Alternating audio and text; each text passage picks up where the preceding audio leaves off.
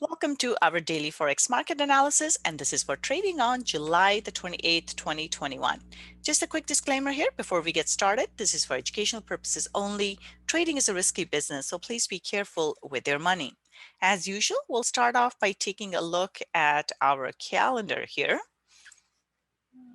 So I've been sick for a couple of days, so I have not done the reviews for the last couple of days, but coming up here on Wednesday, we have CPI numbers, a couple of important data points here.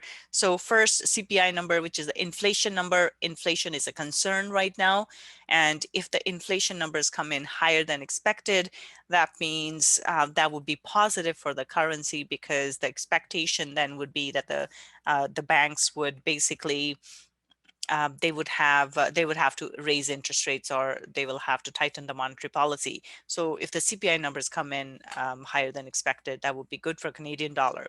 Now, however, having said that, right now we are seeing an interesting play in the market right now, a bit of a volatility in the market. So the stock markets have dropped. But US dollar, usually when the stock markets drop, US dollar goes up.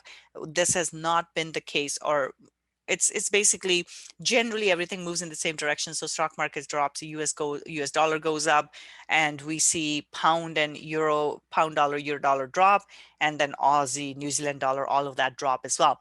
Now we are seeing a bit of a division in the market, where we are seeing stock market has dropped because of the concerns in China. China is cracking down on stuff, and that is causing some problems here. And then we also have concerns from in the US and other countries around the Delta variant, and the numbers have started, COVID numbers have started going up again, which is causing a concern as well. So that's having an impact on the market. The data that's coming out is mixed. There's some good data, but the housing numbers weren't that great. So all of that has a negative impact. So we see a drop there, and the US dollar basically is not going up. Part of that, the reason would be the Fed statement here. We have FOMC coming up tomorrow. So at this rate, we do have the Fed statement and the press conference. The months where we have the press conference, those statements are more important. So tomorrow we do have the Fed statement. At this point, I wouldn't really expect much to change. They've held on to the same type of stance here. Now, if they talk about tapering, that will be positive for the US dollar. However, if they express concerns around the economic recovery, or they express concerns in regards to the Delta variant and the increase in COVID cases, that will be negative for the US dollar, and we can see a negative reaction in the stock market as well. But basically, if they start talking about tapering of the asset purchase program, that is positive for the US dollar, but negative for the stock market. But if they say they're going to hold the monetary policy as it is right now, in that case, that will be steady, and I wouldn't expect too much of a change. But do keep in mind, we will see first reaction when the statement comes out, and then the second reaction when the press conference happens. So expect a couple of reactions in the market. So right now, a bit of a mess. So let's take a look at our our charts here. So for euro dollar, we did see euro go in both directions. Right now, US dollar, because of the increasing in number of COVID cases and the mixed data here, US dollar did not do too well. And as a result of that, we have seen euro go up. Excuse me. However, this is still trading in a bit of a range here. It's been stuck here. Now I'm looking for price to go and retest the high at 1.1850, and it could go a little bit higher here. And if it doesn't go through, we're looking for a move back into the range for more for range bound move. However, if it goes through this one, through the resistance at 1.1840, then the next target is 1.1880, and then 1.1900. So neutral to bullish bias here for euro dollar. So euro, and especially pound, has done well against the US dollar. over the last whole week actually. So we saw this big drop. Now all of that is getting recovered here. So in this case, looking for, we have a nice bullish candle close.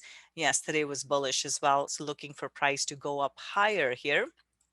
In this case, first target is 1.3900. Watch out, this is a important support resistance level, and this is where we could see a turnaround because this is where the move had started to the downside. Now all of that move has been recovered. However, should it go through, because this is looking bullish, quite bullish here, next target is 1.3940. So bullish bias here for pound dollar.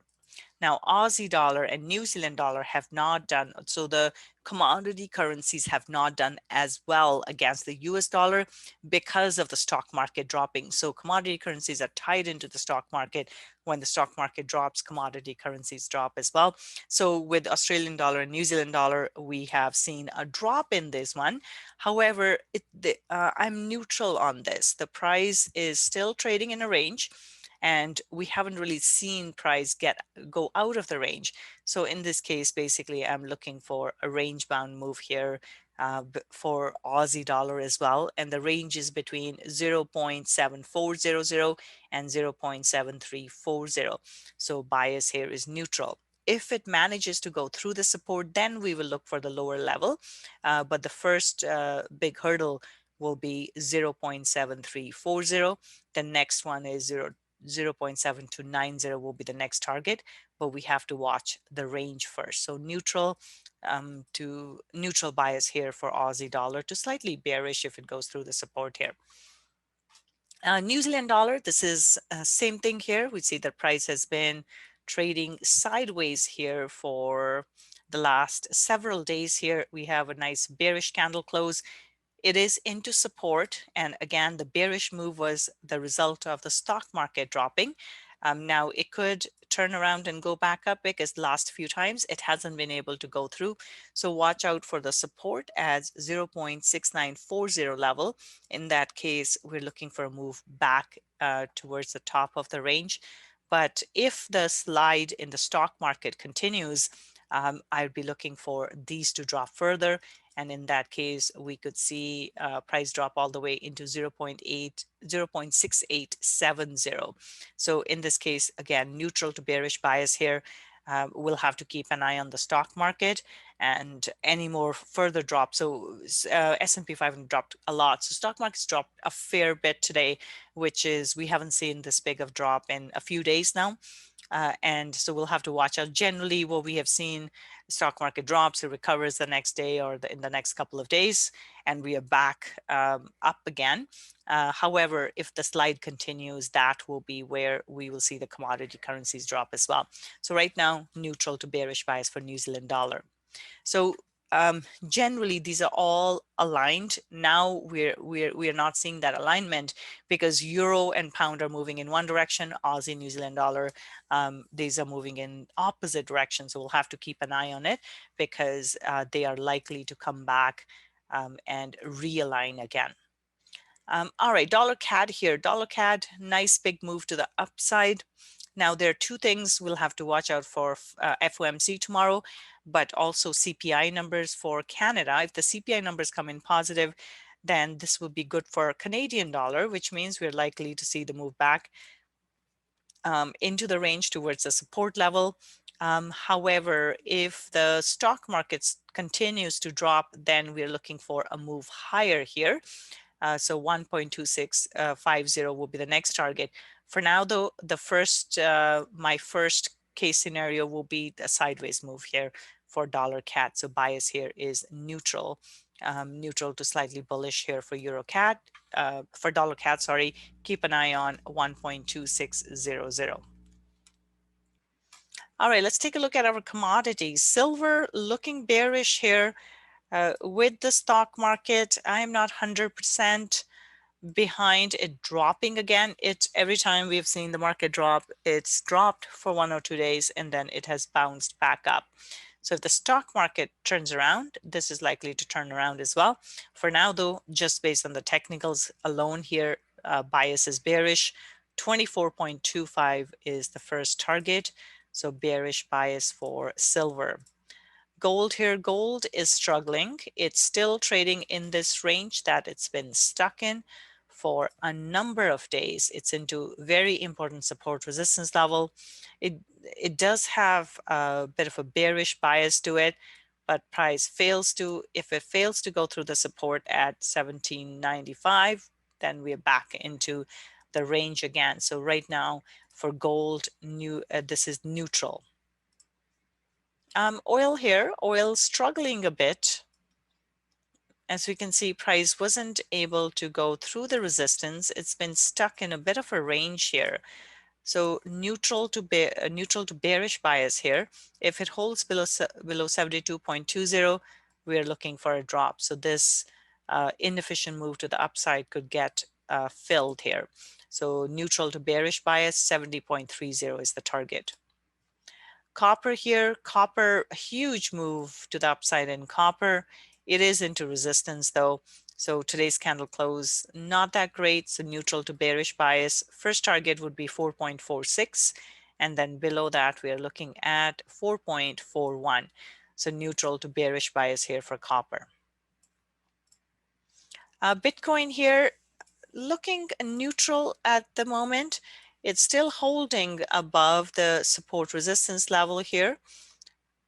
And with this, we could see, so it had a nice move, but price has not stayed there, and that's concerning. So I'm looking for a retest of 40,500, and then we could see a drop from here if it holds.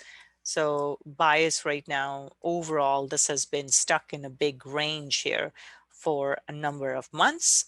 At this point, I am neutral, looking for price to basically come back towards 36,170. But it could do a retest of the high first. So watch out for that neutral bias for Bitcoin, and 36,170 is the target. S&P 500, as we can see, this is the first bearish day we have had in a whole week here. So with this, I'm neutral to bearish. Many times, as we can see, price has dropped and then turned around and gone up. Price dropped, turned around and went up. So this is where not super bearish on the market just yet. And the only time we'll turn bearish is if it goes through the support through today's low of 43.70. So I would say neutral bias for the time being. We will watch to see if it recovers. And then in that case, we're back into the high 44.20.